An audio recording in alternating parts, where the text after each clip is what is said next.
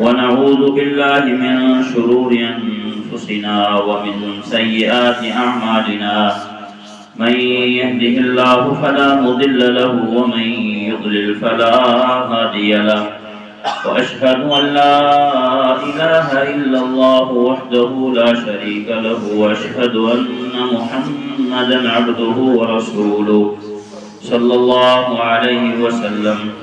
أما بعد فأعوذ بالله من الشيطان الرجيم. يا أيها الذين آمنوا اتقوا الله حق تقاته ولا تموتن إلا وأنتم مسلمون. بسم الله الرحمن الرحيم. يا أيها الناس اتقوا ربكم الذي خلقكم من نفس واحدة وخلق منها زوجها وبث منهما رجالا كثيرا ونساء واتقوا الله الذي تساءلون به والأرحام إن الله كان عليكم رقيبا. يا أيها الذين آمنوا اتقوا الله وقولوا قولا سديدا يصلح لكم أعمالكم ويغفر لكم ذنوبكم ومن يطع الله ورسوله فقد فاز فوزا عظيما. أما بعد فإن خير الحديث كتاب الله وخير الهدي هدي محمد صلى الله عليه وسلم وشر الأمور محدثاتها وكل محدثة بدعة وكل بدعة ضلالة وكل ضلالة في النار. پچھلے خطبہ جمعۃ المبارک میں نماز میں نمازیوں کی اخطاء، غلطیاں، سستیاں، بھول بھلیاں، اس حوالے سے ہم نے چند باتیں سیکھی تھیں. اللہ رب العالمین فرماتے ہیں فویل للمصلین،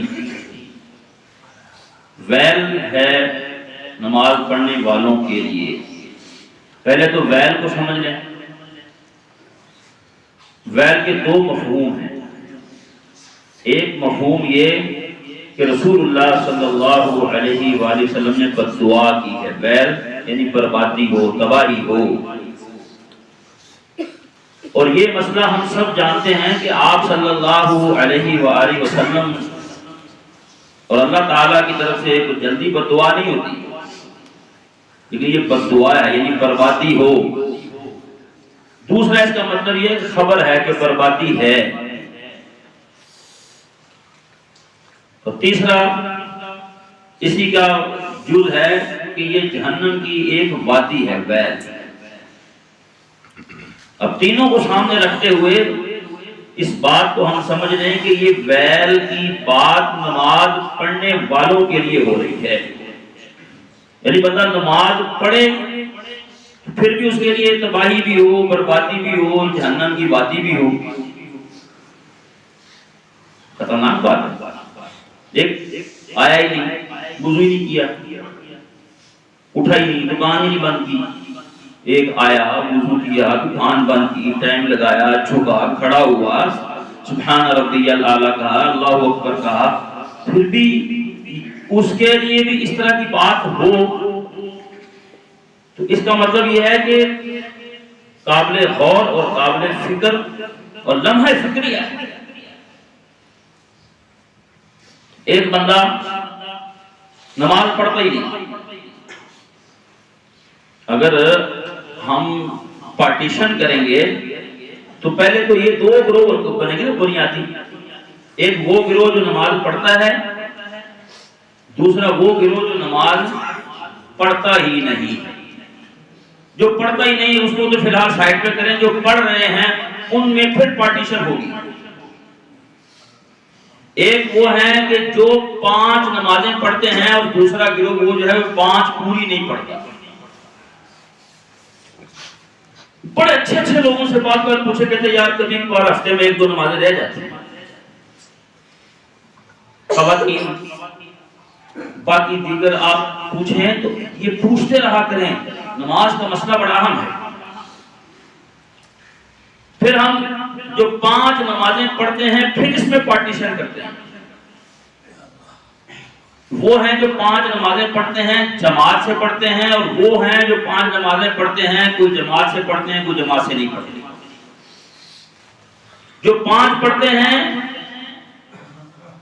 وہ جماعت سے پڑھتے ہیں، پھر اس میں پارٹیشن ہوگی، کبھی جماعت سے پڑھتے ہیں ایک دو ان کی رہ جاتی ہے۔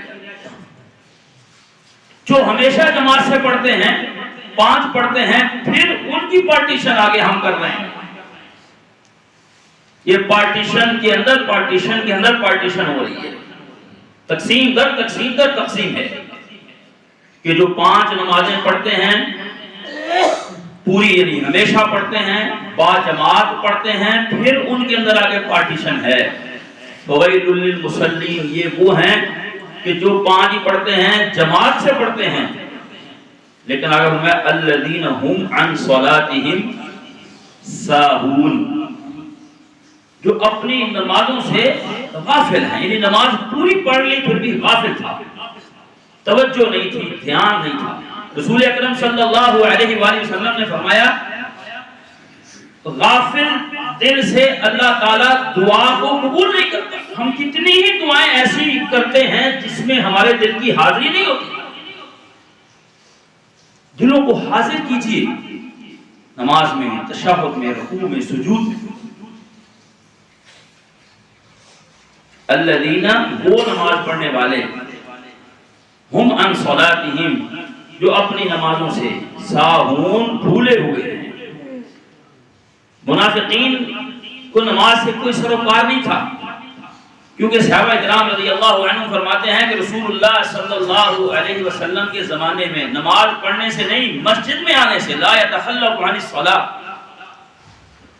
ایک بندہ کہتا ہے جی میں گھر میں پڑھتا ہوں، گھر والی نماز کیا وہ رسول اللہ صلی اللہ علیہ وسلم کی تعلیم ہے؟ کیا مسجد سے یہ اعلان ہوا تھا الا صلوا فی الرحال، آج شدید سردی ہے، آج ہوا تیز ہے، آج بارش ہے، آج خوف خطرہ ہے، الا صلوا فی الرحال، آپ گھر میں نماز پڑھ لیجئے؟ گھر کی نماز ہے ہی نہیں۔ رسول اللہ صلی اللہ علیہ وسلم نے فرمایا من سمع النداء، اس کا مطلب یہ اپنی مرضی کی پڑھ رہا ہے، جیسے کہتے ہیں رسول اللہ صلی اللہ علیہ وسلم کی نماز ہے ہاتھ اوپر باندھیں، رفع الیدین کریں، آمین کہیں، تو یہ بھی رسول اللہ صلی اللہ علیہ وسلم کا ہی تو فرمان ہے۔ فرمایا من سمع النداء، جس نے اذان سنی،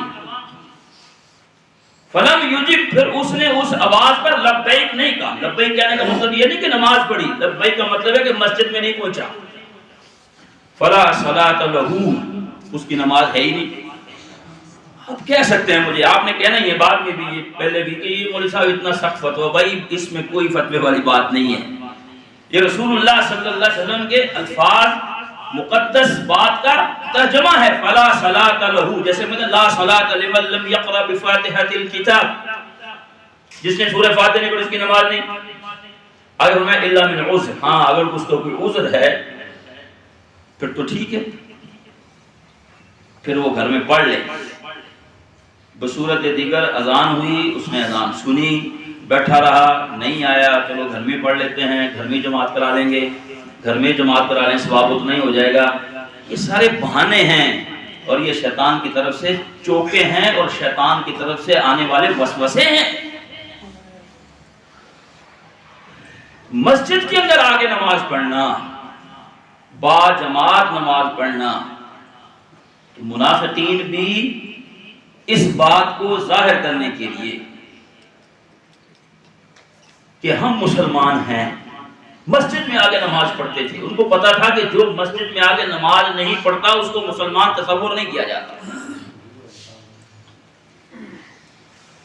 ہاں وہ منافق جن کے نفاق کا اعلان ہو گیا، نبی کو بتا دیا گیا کہ یہ منافق ہیں۔ منافق تو وہی ہوتا ہے جو اپنے اندر میں کفر رکھتا ہے اور ظاہر اسلام کرتا ہے، اور اسلام کے اعمال کر کے یہ ظاہر کرتا ہے کہ مجھے مسلمان سمجھو۔ تو اس میں سب سے بڑا عمل نماز، تو ان کو بھی نماز سے کوئی سروکار نہیں تھا۔ اللہ رب العالمین نے فرمایا کہ یہ منافقین جو ہیں وَإِذَا قَامُوا إِلَى الصَّلَاةِ قَامُوا كُسَالَىٰ يُرَاءُونَ النَّاسَ وَلَا يَذْكُرُونَ اللَّهَ إِلَّا قَلِيلًا. جب نماز کے لیے کھڑے ہوتے ہیں سستی سے ڈھیلے ڈالے، لوگوں کو دکھاتے ہیں پڑھ لی نماز، دیکھو میں نمازی ہوں. يُرَاءُونَ النَّاسَ وَلَا يَذْكُرُونَ اللَّهَ إِلَّا قَلِيلًا، اللہ کو یاد نہیں کرتے.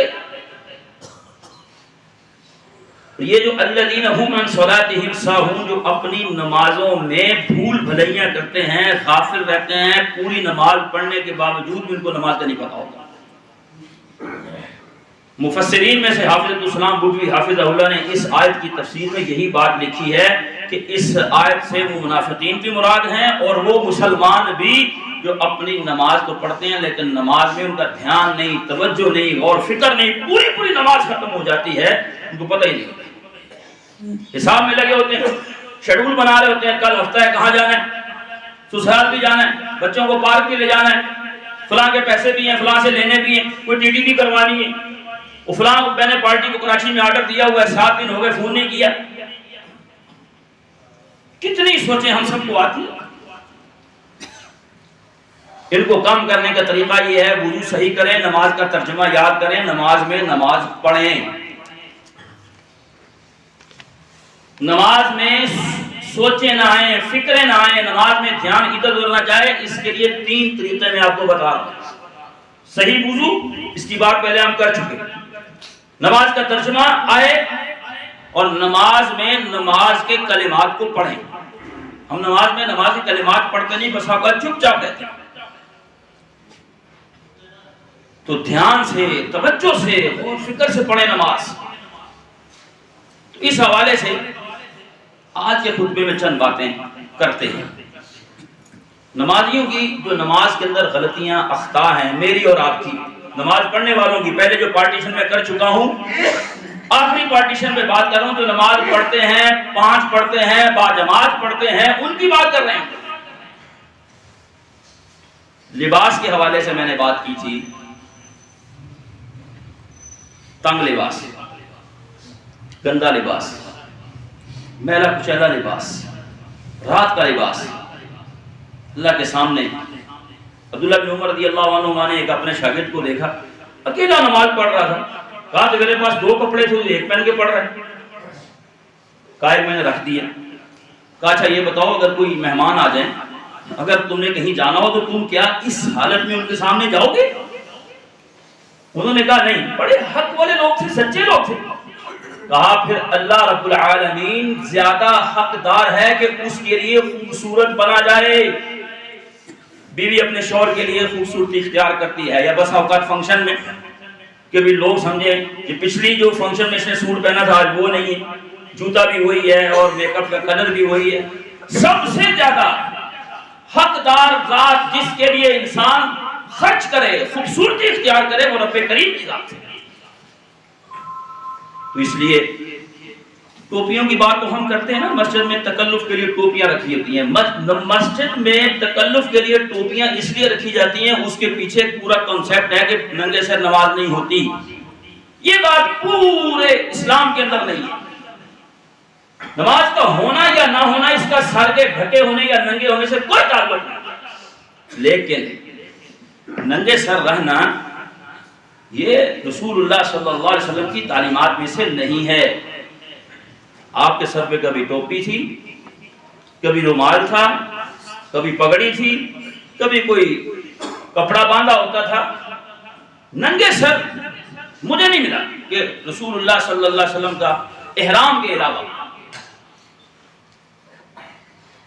ہر وقت کوئی چیز اپنے سر پہ رکھی ہے. یہ عزت کی نشانی ہے، یہ شرف کی نشانی ہے. شیخ البانی رحمہ اللہ تعالی نے لکھا ہے کہ یہ جس طرح یہ داڑیاں منانے کا کلچر یورپ سے آیا ہے، اس طرح ننگے سر رہنے کا کلچر بھی یورپ اور مغرب نے کیا ہے. اس کے پاس ٹوپی نہیں ہوتی نا، وہ فوراً کیا کرتا ہے، وہ گندا سا رومال ناک صاف کرنے والا نکالے گا اور کشتی سی بنائے گا، کشتی اور سر پہ باندھے گا کشتی.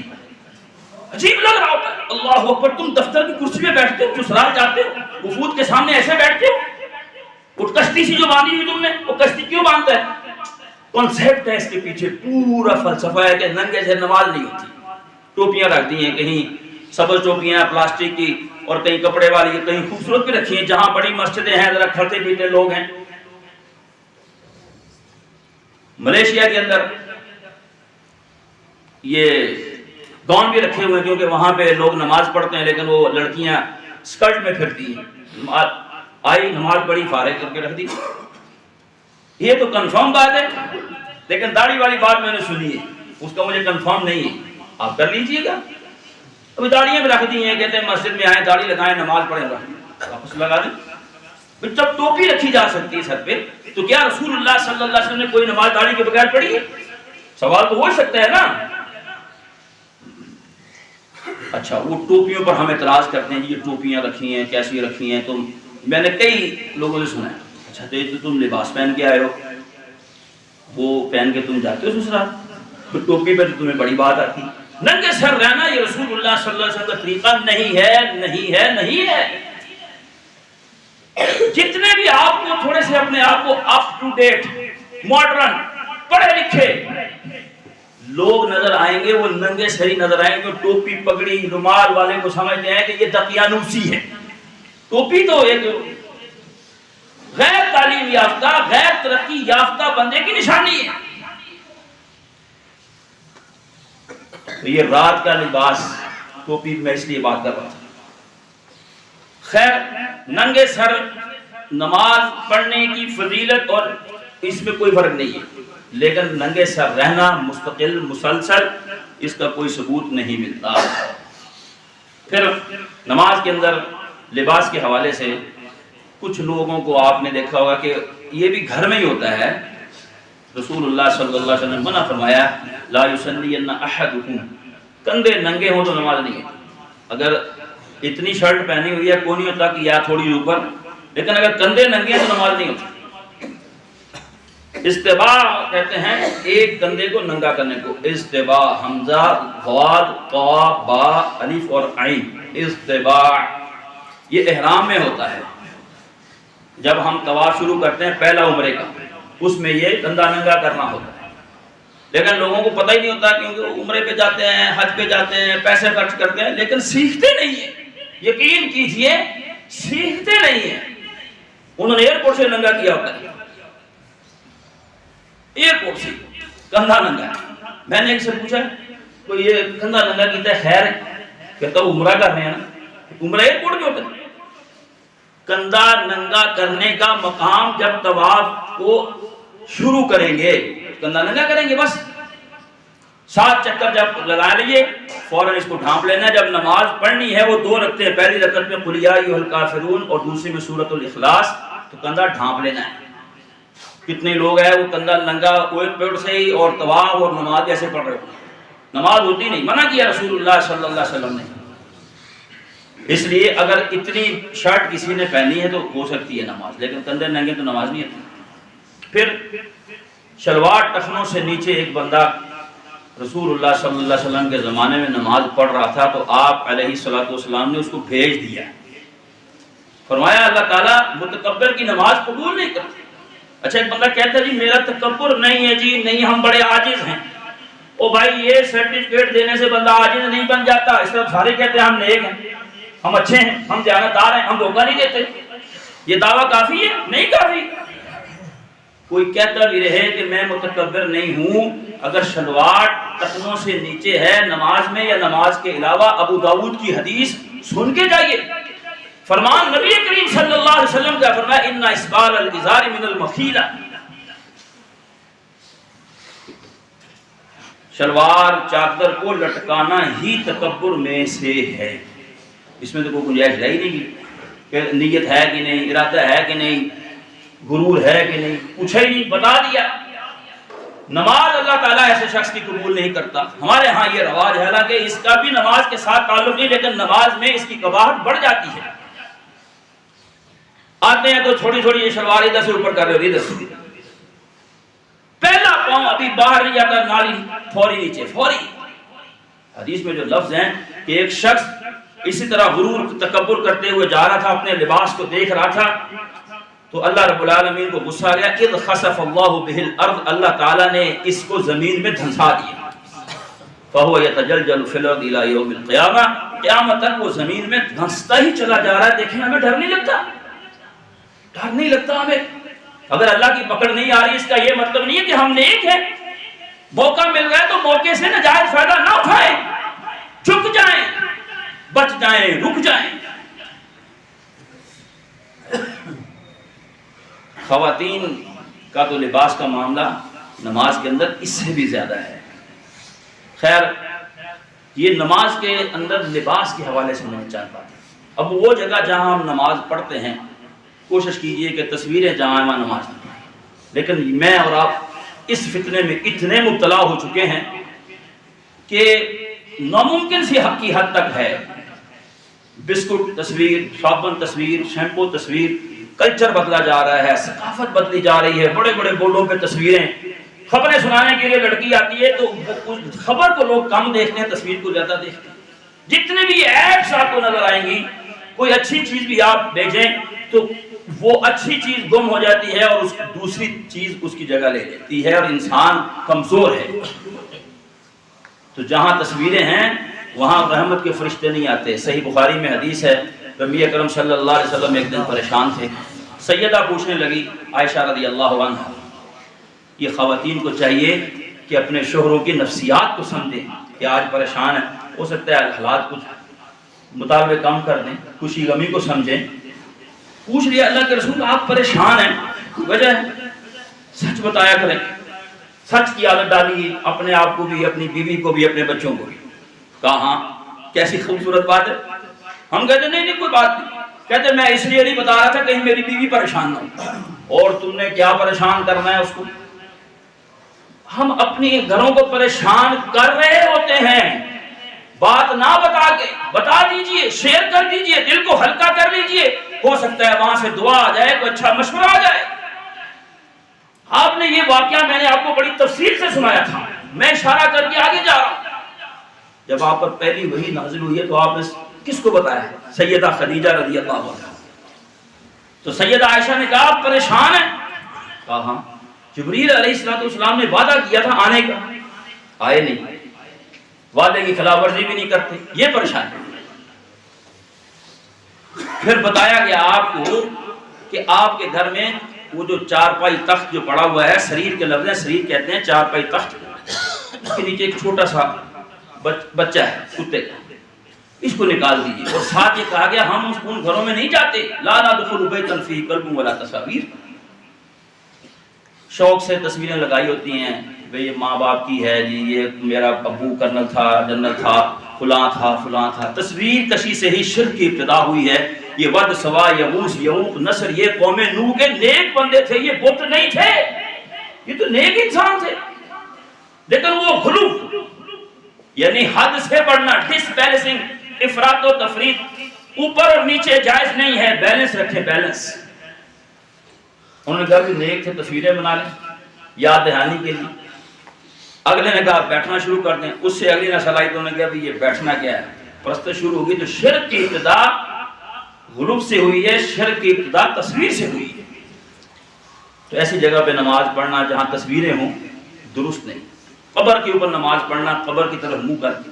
آپ صلی اللہ علیہ وسلم نے فرمایا اللہ تعالیٰ یہودیوں اور عیسائیوں پر لعنت کرے، ان کو اللہ برباد کرے، انہوں نے انبیاء کی قبور کو سجدہ گاہ بنا لیا. پھر آپ صلی اللہ علیہ وسلم نے اپنی وفات سے 3 دن پہلے صحابہ اکرام رضی اللہ عنہ کو جو خصوصی نصیحتیں فرمائی ان میں سے یہ تھی، فرمایا لا تجعلوا قبری عیدا، میری قبر کو میلہ گانا بنانا، میری قبر کو مسجد نہ بنا لینا کہ اس پہ آگے تم سجدے کرو، اس کی طرف منہ کر کے سجدے کرو. قبروں کی اوپر نماز پڑھنا، قبر کی طرف منہ کر کے نماز پڑھنا یہ درست نہیں ہے. رسول اللہ صلی اللہ علیہ وسلم کا جو روضہ ہے وہ مسجد میں نہیں بنایا، مسجد کی توسیع میں وہ آ گیا ہے. پورا واقعہ کبھی سناؤں گا، اشارہ صرف اتنا ہے کہ جب آپ صلی اللہ علیہ وسلم کا انتقال ہوا تو صحابہ اکرام رضی اللہ عنہ کے درمیان جو مختلف باتیں ہیں ان میں ایک بات یہ بھی تھی کہ آپ کا جسد اطہر کہاں پہ دفن کیا جائے. تو سیدنا ابو بکر صدیق رضی اللہ تعالی عنہ فرمانے لگے میں نے رسول اللہ صلی اللہ علیہ وسلم سے سنا تھا، ایک حدیث سارا اختلاف ختم، ایک حدیث سارا اختلاف دور. کیا حدیث سنائی؟ کہا رسول اللہ صلی اللہ علیہ وسلم نے فرمایا تھا نبی نے جہاں دفن ہونا ہوتا ہے وہیں فوت ہوتا ہے، لہذا اس کو سائڈ پہ کیجئے، ادھر قبر بنا دیں. تو وہ سیدہ عائشہ صدیقہ رضی اللہ عنہ کا حجرہ تھا، گھر تھا آپ کا. تو قبر مسجد میں بنانا اور قبر کے اوپر نماز پڑھنا، قبر کی طرف منہ کر کے نماز پڑھنا، یہ جائز نہیں ہے. اچھا، اس طرح نماز پڑھنے کے حوالے سے ایک غفلت ہم سے یہ ہوتی ہے کہ ہم بغیر سترے کے نماز پڑھتے ہیں. حدیث میں لفظ آتے ہیں اذا صلی احدکم فلیصلی الی سترہ، جب بھی تم میں سے کوئی بندہ نماز پڑھے تو سترے کی طرف منہ کر کے نماز پڑھے. سترہ کیا ہے؟ مثل موخرۃ الرحل. رحل کہتے ہیں اونٹ کے اوپر جو کچاوا رکھا جاتا ہے اس کو پالان کہتے ہیں. اس کچاوے کو، اس پالان کی جو پیچھے والی لکڑی ہوتی ہے اس کو رحل کہتے ہیں. مثل موخرۃ الرحل، رحل کی پچھلی لکڑی کی مثل. وہ تقریباً ایک ہاتھ ہے. ہاتھ کہاں سے شروع ہوتا ہے اور کہاں ختم ہوتا ہے اس کو سمجھ لیجئے. انسان کی 5 انگلیاں ہیں، یہ ہاتھ کی 5 انگلیاں. کوئی لوگ کہتے ہیں 4 انگلیاں ادھر کو اٹھا، وہ تھوڑی سی فلسفہ سناتے ہیں، منطق. چلو مان لو، منطق مان لو، خیر. ان میں سب سے بڑی انگلی وسطی ہے، اس کو خنصر کہتے ہیں. یہ سب سے چھوٹی انگلی اس کو خنصر کہتے ہیں عربی میں، خنصر. اس کے بعد والی انگلی کو کہتے ہیں بنصر. اس کے بعد جو ہے وسطی. یہ انگلیوں کو دیکھیں، وسطی، پھر یہ سباہا، پھر ابہام. خنصر، بنصر، وسطی، سباہا، ابہام. تو یہ جو درمیان والی انگلی ہے نا وسطی، اس سے شروع کر کے اور یہ جو کوہنی ہے یہاں تک اگر آپ کوئی بھی سکیل لے کے اس کی پیمائش کر لیں تو اس کو کہتے ہیں، اس اتنا ہوتا ہے وہ اونٹ کا جو کچاوا ہے اس کے پلان کی پچھلی لکڑی. تقریباً آپ کہہ سکتے ہیں کہ وہ 1 فٹ سے کچھ زیادہ کم، چھوٹے بڑے پلان بھی تھے. اب کوئی جو ہے وہ چھوٹی سی گلاس رکھ لیتے ہیں سترہ، کوئی اینٹ رکھ لیتے ہیں چھوٹی سی.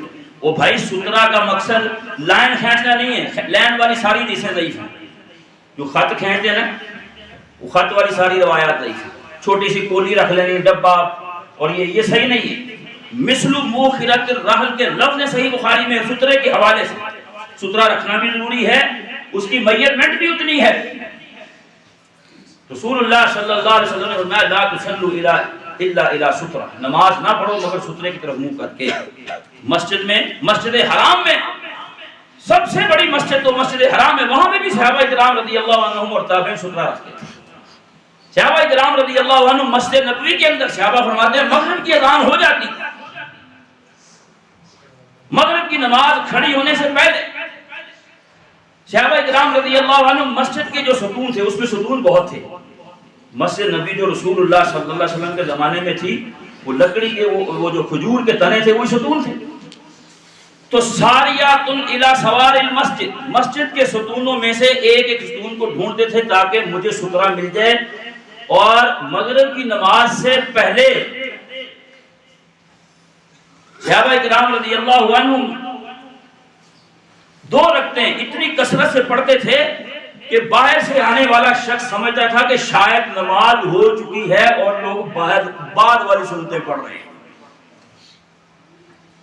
اچھا، خواتین کو اس مسئلے کا پتہ ہے کہ وہ سمجھ چلو یہ مسجد میں ہی ہے. بھائی یہ خواتین کے لیے بھی فرمایا آپ نے، نماز پڑھو مغرب سے پہلے، نماز پڑھو مغرب سے پہلے، نماز پڑھو مغرب سے پہلے. صلو قبل المغرب، صحیح بخاری کی روایت ہے، مسلم میں بھی ہے، اور چاروں طرح کی احادیث ہیں اس بارے میں. آپ کا فرمان بھی ہے، آپ کا عمل بھی ہے. آپ صلی اللہ علیہ وسلم نے کے سامنے یہ رکعتیں پڑھی جاتی تھی، آپ موجود بھی ہوا کرتے تھے، یہ ساری احادیث موجود ہیں. لیکن آپ اپنے گھر میں جا کے پوچھیں، شاید ان کو اس مسئلے کا علم ہی نہ ہو، انہوں نے کبھی پڑھی ہی نہ ہو. ہاں ہو سکتا ہے کہ مسجد میں کبھی آئیں اعتکاف کے دنوں میں تو اذان ہوتی تو ٹائم مل جاتا ہے، ادروائز ان کو مسئلے کا علم ہی نہیں ہے. اچھا، وہ مسجد کے ستونوں کے پیچھے نماز پڑھتے تھے، جس کو مسجد کے ستون کے پیچھے جگہ نہیں ملتی تھی وہ اس کے پیچھے نماز پڑھتا تھا. اور جو نماز پڑھ کے فارغ ہو چکا تھا ہوتا، عبداللہ بن عمر فرماتے ہیں تو ہم کہتے تھے کہ آپ منہ اس طرف کر کے بیٹھ جائیے، میں نماز پڑھتا ہوں آپ کے پیچھے. چارپائی کے اوپر لیٹے ہوئے اگر وہ بھی سترہ بن سکتا ہے. سیدہ عائشہ رضی اللہ تعالیٰ عنہ فرماتی ہیں کہ رسول اللہ صلی اللہ علیہ وسلم نماز پڑھتے اور میں آپ کے سامنے ایسے لیٹی ہوتی تھی جس طرح جنازہ ہوتا ہے, چارپائی کی طرح. تو برچھا, تیر, تلوار, لاٹھی, کوئی ستون, دیوار, مسجد میں اگر نہیں ہے تو یہ پلاسٹک کے بھی ملتے ہیں سترے, وہ رکھ لیں. لیکن سترے کا تاکید کے ساتھ حکم ہے. آپ صلی اللہ علیہ وسلم نے فرمایا کہ اگر بندہ نماز پڑھ رہا ہو اور اس کے آگے سترا نہ ہو اور تین میں سے کوئی ایک گزر جائے تو نماز اس کی ختم ہو جاتی ہے. کتا ہے, گدھا ہے اور عورت ہے, آگے سے گزر گئی, نماز ہے وہ ٹوٹ جائے گی, ٹوٹی جائے ختم ہو جائے گی, دوبارہ پڑھنی پڑے گی. سترے کے قریب ہو کے فرمایا اذا صلی احدکم الی سترۃ فلیدنو منھا, سترے کے قریب ہو جائے. جب نماز پڑھے تو سترے کے قریب ہو کے نماز پڑھے, پھر کوئی مسئلہ نہیں ہے اگر آگے سے کوئی گزرتا جائے یعنی سترے کے ادھر سے. پھر آپ نے یہ بھی فرمایا جب تم میں سے کوئی بندہ نماز پڑھ رہا ہو اور اس نے اپنے آگے سترا رکھا ہوا ہو اور کوئی گزرنے کی کوشش کرے سترے اور نمازی کے درمیان سے, فلیدفعہ, اس کو دھکا دے, پھر آئے پھر دھکا دے. اس کے بعد بھی اگر آگے ہیں تو اس کو مکہ مارے, فلیقاتلہ, اس کے ساتھ لڑائی کرے, فإنما هو شیطان, یہ شیطان ہے. پھر ایک صحابی اس طرح نماز پڑھ رہے تھے تو دوسرے نے آگے اس طرح کرنا شروع کیا تو اس نے جب اس کو گھونسا دیا نا ایک پنچ, پھر اس نے شکایت لگائی, کہا یہ باز نہیں آ رہا تھا, میں نماز پڑھ رہا تھا. کتنی اہمیت ہے سترے کی, ہمارے ہاں ہے ہی نہیں. اکثر لوگ بغیر سترے کے نماز پڑھ رہے. اچھا یہ سترے کا مسئلہ ایسا ہے جس میں کسی کا اختلاف بھی نہیں ہے. ایک ہم کمزور سی بات کرتے ہیں جی, کس مسجد کی مانے جی, کس مولوی صاحب کی مانے جی, اللہ اکبر, اور 99 باتیں ان میں کوئی اختلاف نہیں ہے, ہمارے دل میں خرابی ہے. اخلاق میں کوئی ہے, جھوٹ نہ بولو, دھوکہ نہ دو, فرار نہ کرو, یہ سب تو ہم یہی کر رہے ہیں. سترے کے مسئلے میں تو کوئی اختلاف ہی نہیں. اس لیے یہ جو جگہ ہے اس میں یعنی نماز پڑھنے میں جو غلطی ہے اس سترے کا اہتمام نہ ہونا. پھر یہ بہت جو ہے وہ رنگین جگہ جو ہیں وہاں پہ بھی نماز رسول اللہ صلی اللہ علیہ وسلم نماز پڑھنے لگے. انس بن مالک رضی اللہ تعالیٰ فرماتے ہیں آپ کو تھوڑا سا مسجد نبوی جس نے دیکھی ہے, جس نے نہیں دیکھی اللہ اس کو بھی دکھا دے, اور جس نے دیکھی اللہ اس کو پھر دکھا دے.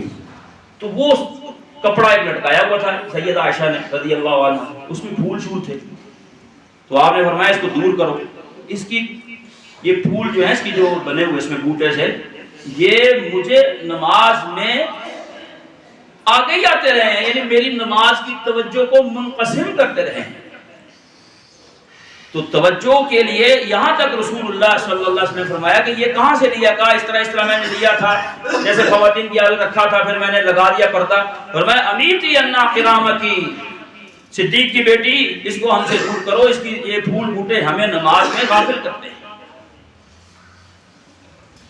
تو بہرحال نماز کے لیے پاک صاف جگہ ہو, تصویروں سے پاک ہو, رنگینیوں سے پاک ہو, سترا اس میں رکھا جائے. قبر کے اوپر نماز پڑھنا, قبر کی طرف منہ کر کے نماز پڑھنا یہ ٹھیک نہیں.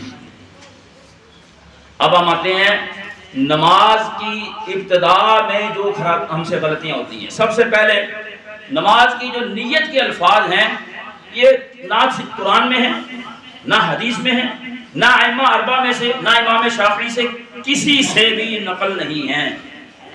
کسی ایک امام سے بھی نقل نہیں جو کہتا ہے کہ میں حنفی ہوں, شافعی ہوں, مالکی ہوں, حنبلی ہوں, وہ دکھائے کہ یہ الفاظ جو آپ کہتے ہیں 4 رکعت, 2 رکعت فرض, 3 رکعت فرض, پیچھے اس امام کے منہ طرف قبلہ شریف, اللہ اکبر, یہ کسی سے بھی نہیں ہے. رسول اللہ صلی اللہ علیہ وسلم نے اللہ اکبر سے نماز کی ابتدا کی, اور اس صحابی کو جو بار بار نماز پڑھ رہے تھے تو ان کو بھی یہ فرمایا کہ اللہ اکبر سے نماز کی ابتدا. نمبر 2, کانوں کو, یہ جو کان ہے, کان, یہ جو کان کی لو کہتے ہیں اس کو, یہ چھوٹے چھوٹے جو گوشت کے پیس ہیں یہ چھوٹے نیچے لٹکتے ہیں, ان کو لو کہتے ہیں. ان کو یہ انگوٹھے لگانا. اچھا ایک بات میں آپ کو بتاؤں, یعنی دلچسپ بات, جو لوگ کانوں کو انگوٹھے لگاتے ہیں خواتین ان کی بھی نہیں لگاتی. مطلب جو لوگ, ہم تو نہیں لگاتے, ہماری خواتین بھی نہیں لگاتی, کیونکہ ہمیں سمجھ یہ سنت میں ایسی بات ہے. اچھا، جو کانوں کو انگوٹھے لگاتے ہیں نیت باندھتے وقت، یہ ان کی خواتین بھی کانوں کو انگوٹھے نہیں لگاتی. سوال یہ کہ یہ فرق کس نے کیا؟ بات ہو جائے، یہ فرق کیا رسول اللہ صلی اللہ علیہ وسلم کی بیویاں نہیں تھیں، بیٹیاں نہیں تھیں، صحابیات نہیں تھیں، ان کو نماز کا طریقہ نہیں سکھایا؟ کس نے فرق کیا؟ یہ جو لگاتے ہیں ان کی بھی خواتین نہیں لگاتی. اچھا، پھر اس کے بعد اگلی جو اس میں ہم سے جو غلطی ہوتی ہے کہ نماز کے اندر رسول اللہ صلی اللہ علیہ وسلم ہاتھ سینے کے اوپر باندھتے تھے، سینے کے اوپر باندھتے تھے. وائل بن حجر کی حدیث ابن خزیمہ کے اندر موجود ہے کہ رسول اللہ صلی اللہ علیہ وسلم اللہ اکبر کہتے اپنا دایاں ہاتھ اپنے بائیں ہاتھ کے اوپر سینے کے اوپر باندھتے تھے. پھر اس میں ایک غلطی ہم سے، یعنی اب اس کے اندر بھی لوگوں کی مختلف ہیں. بالکل کچھ لوگ تو اس طرح ہاتھ باندھتے، یہ اس کی کوئی حدیث نہیں، بالکل کوئی ضعیف حدیث بھی نہیں. یہ یہاں اب یہ کوئی طریقہ نہیں. ایک سے میں نے پوچھا، میں نے کہا اچھا یہ بتاؤ کہ یہ عورت اور مرد کی نماز میں یہ جو پردے کا کے علاوہ باقی جو فرق ہے، کہتے جی امام ابن حمام 700 سال کے انہوں نے کہا ہے کہ عورت کے لیے پردے کے زیادہ لائق یہ کہ اوپر آتا. میرا تو لا حول ولا قوت الا باللہ منہ سے نکلا. میں نے کہا رسول اللہ صلی اللہ علیہ وسلم نے کچھ نہیں سکھایا اس بارے میں. 700 سال بعد کہے گا کہ بندہ کہ عورت کے لیے پردے کے یہ مناسب اور مرد کے لیے یہ، لا حول ولا قوت الا باللہ، کیا کہہ رہے ہو؟ یہ ادھر کوئی حدیث نہیں. کچھ لوگ پھر یہ ایسے بنا لیتے ہیں، یہ دایاں ہاتھ نیچے اور بایاں ہاتھ اوپر، اس طرح یہ چلو سا بنا لیتے ہیں. سبب یہ کہ انہوں نے کبھی پوچھا نہیں. اس کے بارے میں پچھلے جمعے میں بات کر چکا ہوں کہ ہم نے دین ٹھیکے پہ دیا ہوا ہے. اس ایسے بنا لیتے ایسے، اور کچھ جو ہے وہ کچھ نا، حالانکہ جو حدیث کے لفظ ہیں وہ یہ ہے کہ رسول اللہ صلی اللہ علیہ وسلم کے زمانے میں لوگوں کو حکم دیا جاتا تھا. صحیح بخاری کی حدیث ہے کہ اپنا دایاں ہاتھ اپنے بائیں ذراع کے اوپر رکھتے تھے. یہ نیچے اس سے جا نہیں سکتا، ذراع اس کو کہتے ہیں، کونی ادھر رکھتے، اس سے نیچے جائے گا تو یہ خراب ہوتا جائے گا. تو یہ بھی ایک خطا ہے، غلطی ہے نماز کے اندر. پھر ایک غلطی نماز کے اندر یہ ہے کہ ہم صفوں کو درست نہیں کرتے. رسول اللہ صلی اللہ علیہ وآلہ وسلم نے بڑی تاکید کی. اس میں کسی مسئلے کا اختلاف نہیں، کسی کا بھی اختلاف نہیں. اور اتنی تاکید ہے اس مسئلے میں، اتنی تاکید کہ ہم سوچ نہیں سکتے. صفوں کو درست کرو، ٹخنے سے ٹخنا ملاؤ. فرمایا یہ شیطان کے لیے خالی جگہ نہ چھوڑو. یہ بھی فرمایا کہ تم اپنی صفوں کو درست کرو گے لَتُصَوُّنَّ صُفُوفَكُمْ، اگر تم نے صفوں کو درست نہ کیا تو اللہ تعالیٰ تمہارے چہروں میں اور دلوں میں اختلاف ڈالتا. صفوں کو درست ہی نہیں کرتے لوگ، ادھر ادھر کھڑے ہیں، پاؤں کے ساتھ پاؤں ملاتے ہی نہیں. اس میں کوئی اختلاف نہیں. میں نے پڑھا ٹھیک ہے رفع الیدین میں کوئی اختلاف ہوگا، ہاتھ باندھنے کی جس میں بات کی اختلاف، اس میں تو کوئی اختلاف نہیں. پھر یہ بھی فرمایا رسول اللہ صلی اللہ علیہ وسلم نے مَن وَصَلَ صَفًّا وَصَلَهُ اللَّهُ، جو صف کو ملائے اللہ اس کے معاملات کو یعنی اس کو ملائے، اور جو صف کو کاٹے اللہ اس کو کاٹ دے.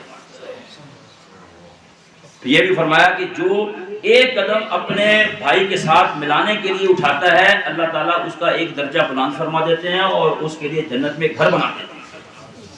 پھر یہ بھی فرمایا کہ صفوں کو برابر کرو، کندھوں کو برابر کرو، اور شیطان کے لیے خالی جگہ نہ چھوڑو. وَلَا تَتْرُكُوا فُرُوجَاتٍ لِلشَّيْطَانِ.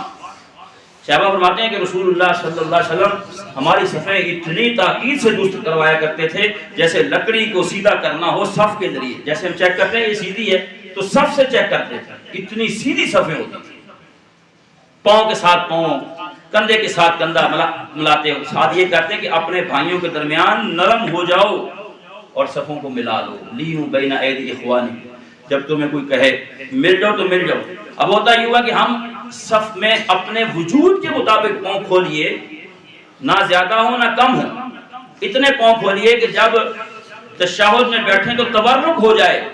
تورک بھی ہماری جو ہے اس نماز کی اخطاء میں سے ہے. یعنی دائیں پاؤں کو کھڑا کریں، بائیں پاؤں کو اس کے نیچے سے نکال دیں. دایاں پاؤں کھڑا ہو گیا، بایاں پاؤں اس کے نیچے سے نکل گیا. تورک، اور اپنے پیٹھ کے اوپر بیٹھ جانا.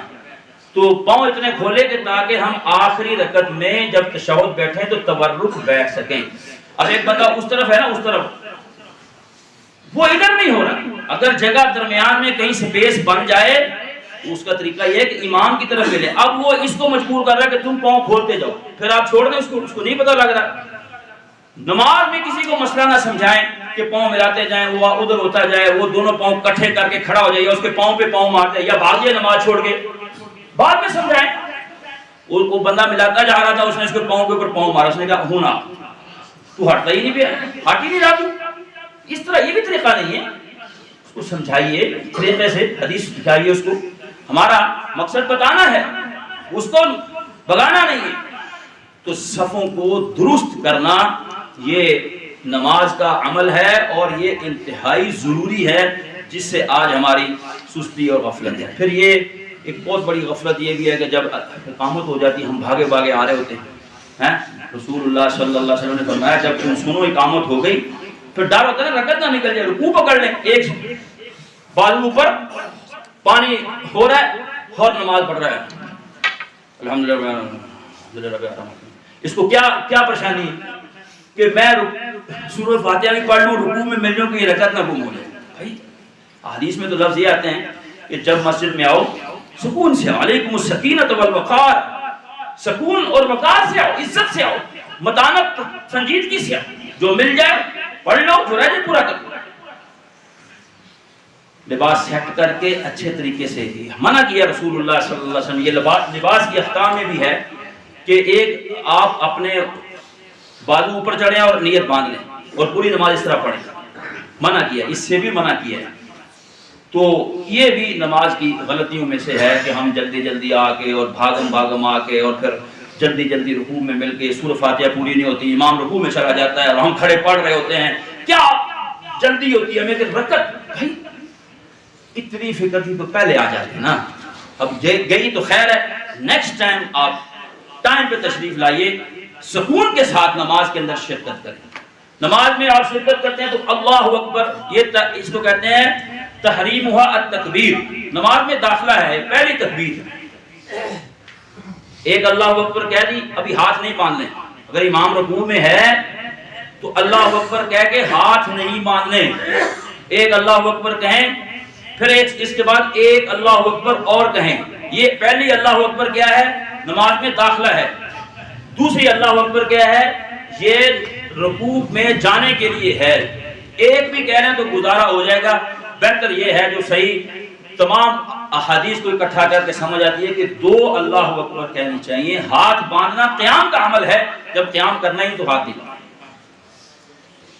باقی اس کے علاوہ اور بھی ہیں انشاءاللہ، وہ پھر ہم اگلے خطبے کے اندر ان کو بیان کریں گے کہ نماز کے اندر جماعت کے طور پہ اکیلے کیا کیا غلطیاں ہم سے ہو رہی ہیں، ہم ان کو درست کریں.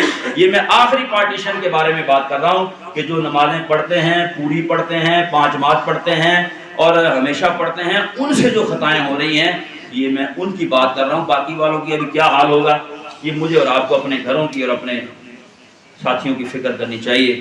اللہ تعالیٰ سے دعا ہے عمل کرنے کی توفیق دے. سبحانک اللہم و بحمدک، اشہد ان لا الہ الا انت، استغفرک و اتوب الیک.